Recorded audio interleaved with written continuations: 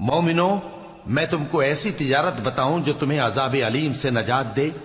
وہ یہ کہ اللہ پر اور اس کے رسول صلی اللہ علیہ وآلہ وسلم پر ایمان لاؤ اور اللہ کی راہ میں اپنے مال اور جان سے جہاد کرو۔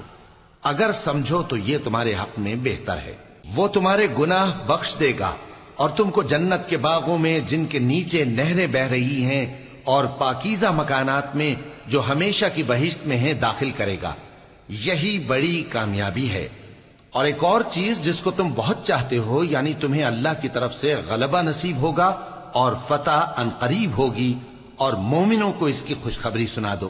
مومنوں، اللہ کے مددگار ہو جاؤ، جیسے عیسیٰ ابن مریم نے حواریوں سے کہا تھا کہ بھلا کون ہیں جو اللہ کی طرف بلانے میں میرے مددگار ہوں؟